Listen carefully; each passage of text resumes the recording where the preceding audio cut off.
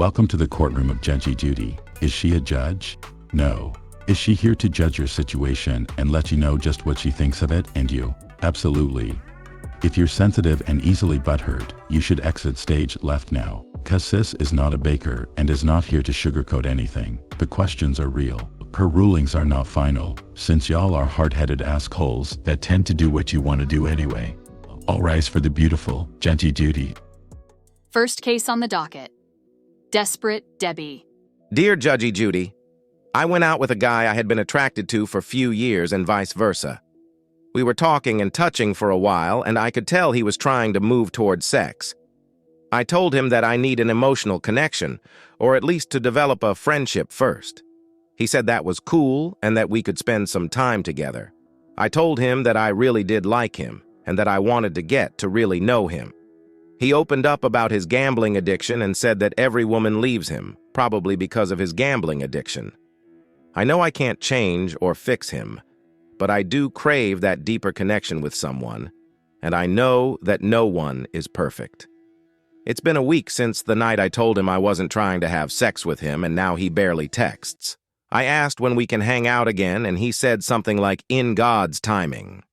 I'm thinking about texting and telling him that it's okay he doesn't want to get to know me anymore and that I just want to know where we stand. I have been single for 8 years. I have no friends. And I do feel very lonely at times, but I don't want to come off as desperate. What should I do? It sounds like you're in a desperate space and you're aware of that. This man has already shown you that he is not interested in getting to know you outside of sex. So you already know where you stand. If you're not willing to lay on your back, he's not interested. It's really not hard to understand. I know what it's like to desire that connection with someone, but you can't force it. He has shown you everything that you need to see. Stop worrying about where you stand and start walking away from situations like this one without second-guessing yourself. Next case on the docket. Should I go ghost? Dear Judgy Judee, I have a friend that I recently had to distance myself from. I am a mom to 3 kids, and I am vigilant and protective of them, so when new people come around, I look into them.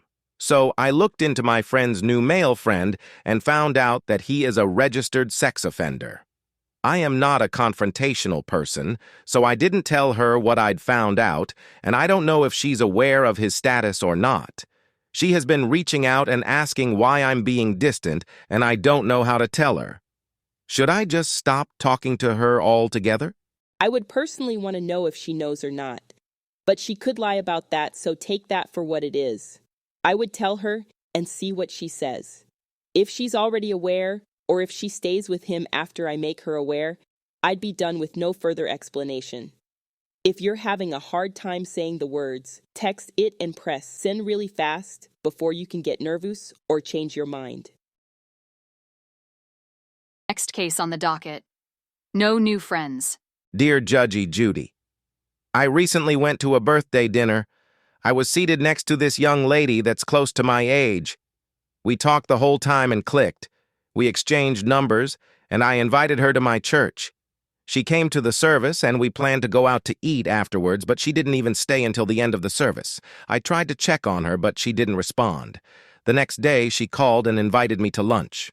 While we were out to eat, she confessed that she had really left the church early because she saw a guy there that she had been talking to, and he was with a woman that she could tell was his partner.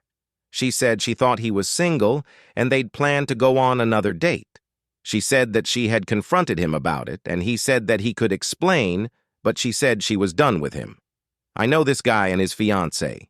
They're members of my church. They recently got engaged and bought a house together. We're acquainted enough that I have both of their numbers in my phone, and I got an invitation to the housewarming. My husband thinks that she told me so that I can tell his fiancée and clear the path for her. I saw some of the texts, and he is definitely not acting like an engaged man. Now, I don't know if I should tell his fiancée or stay out of it. I don't know if what your husband is saying is true, but I surely wouldn't bother getting involved.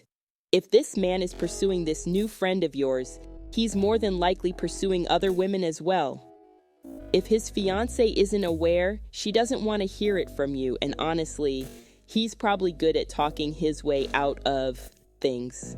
Let it go and let God, because that could get so messy and it really doesn't have anything to do with you. Next case on the docket.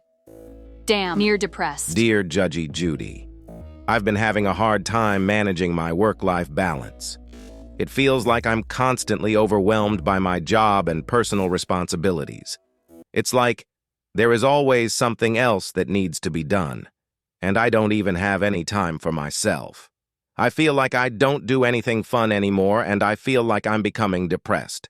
Do you have any practical tips for finding balance and avoiding burnout? I know we all gotta pay the bills, but these jobs don't care about you as a person, so don't overdo it at work. Some companies are getting on board with mental health days and things like that, but a lot have a long way to go. If you can, reduce your days or your hours at work. I know making less money may not be an option, but when we really look at our budgets, there are usually areas that we can cut back on. If working fewer hours isn't an option, look into something like working 10 hours a day for 4 days a week instead of 5 8-hour days.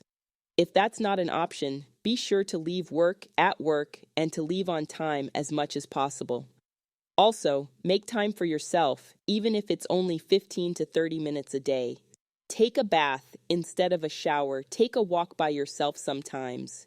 You have to prioritize yourself, or you won't be any good to anyone else. Next case on the docket. Family pressure. Dear Judgy Judee, for the longest time, I felt an immense pressure to conform to society's standards, particularly in the realm of career and marriage. It's become challenging as I find myself drawn towards unconventional paths that don't align with what's typically expected. My inner circle, especially my parents, often express concerns and sometimes outright disapproval. How can I find the courage to follow my heart, embrace my unique journey, and potentially face the consequences of walking a less traveled path, all while trying to maintain harmonious relationships with my loved ones? While we all want to have happy relationships with family, we can only live for ourselves. Everyone has the freedom to make their own decisions, as your family members have. Just because something works for them doesn't mean it will work for you, and trying to do things just to make others happy will leave you unhappy. It's just not worth it. You have to let your family know that your decisions are yours, and that they have to accept them, or accept that your relationships could suffer.